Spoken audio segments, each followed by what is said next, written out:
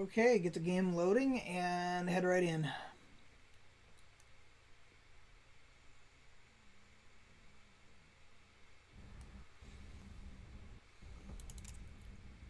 This is going to be played on Heavy Rain.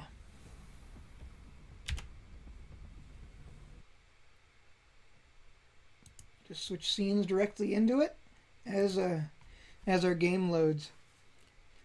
Maybe one of these days I'll have to ask my friends over at Base Trade TV if I can borrow their map intros.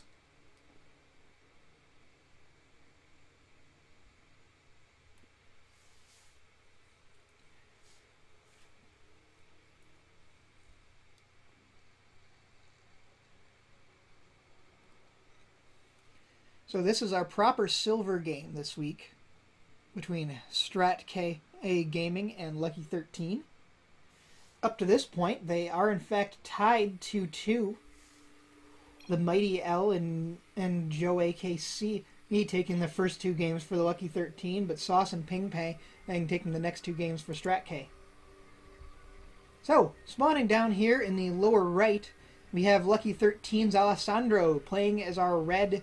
Well, he actually chose random, but he has drawn Terran today.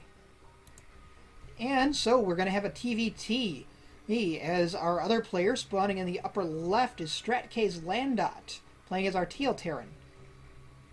So, Landot does not yet know it is a TVT.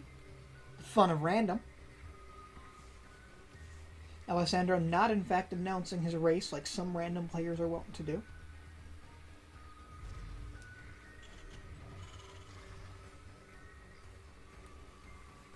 I have no idea of Allesandro's ability to play any of the races. In fact, I have no familiarity with any of these players yet. This is my first time watching them.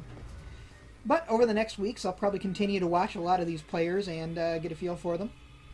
This is the very first week of the Chobo Team League. You can look at the intro at the, look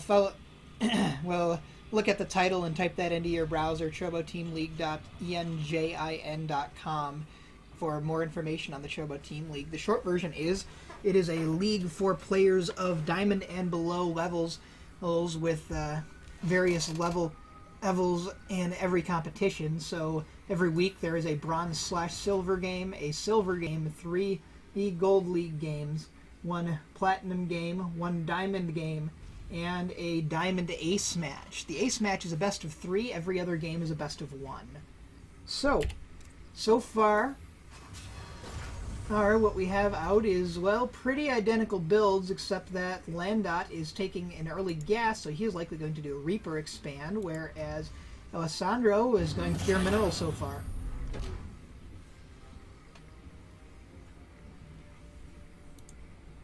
Looks like we might be seeing some cheese, as I see 2 SCVs heading out for Allesandro.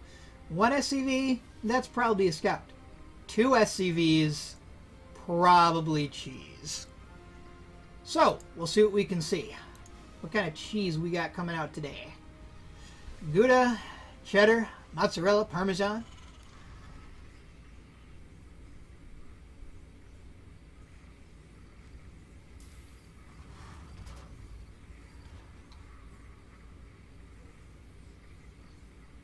Proxy barracks. And second barracks. So, Proxy 2 racks after the racks at home. Interesting choice. We'll see how it works out for him. Still absolutely no gas for Allesandro. And rather than taking that Reaper, we actually see Landot taking an early reactor on his first barracks. Otherwise, not really utilizing that gas he took.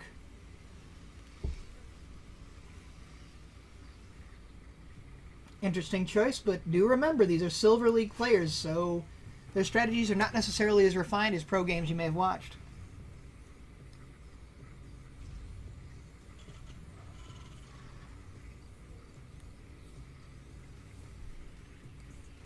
So we have those proxy barracks finishing up at about the same time for Allesandro. Let's see what he's going to do with them. He is now getting down that first gas. And we see he did actually do 1 Reaper, and there's Landot's Reaper actually getting taken out by 2 Marines back home for Allesandro. considering that, it looks like Allesandro is going to be in a commanding lead because these were not scouted by Landot. At least I'm pretty sure they weren't. No, Landot has not yet seen the proxy. So, this could be absolutely devastating. This game could be over really fast. So the first 2 Marines out for Allesandro. Waiting for a few more before going out. In fact, heading across the map with his existing 4 Marines. Starting to build stuff down here, but still having not scouted the proxy racks.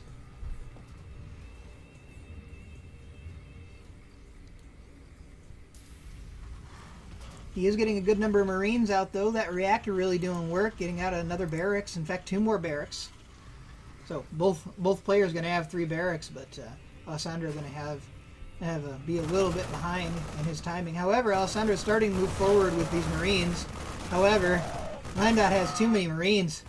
4 Marines trying to battle against 6 Marines. Does not work out very well for the 4 Marines. And it looks like this proxy has finally been scouted. Landot really turning the tables, taking down all the Marines. Looks like he's going to be able to at least force these to fly home, perhaps even take out these racks. But the Marines that he was building at home now heading into the base. Allesandro might be able to get some work done with these.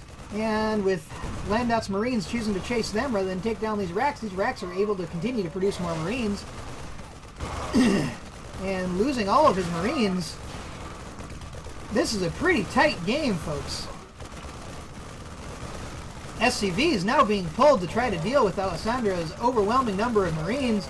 Allesandro with the better production right now, but Landot choosing to make 2 tech labs rather than continue to produce more Marines out of those new racks, allowing Allesandro to continue to produce more and more Marines, and SCVs are not very good against Marines. Both SCVs still available for Allesandro. In fact, he's getting a bit of a mineral bank going on. Now he might want to actually use them to build more racks or something. This bunker being absolutely useless as the front line has moved further back.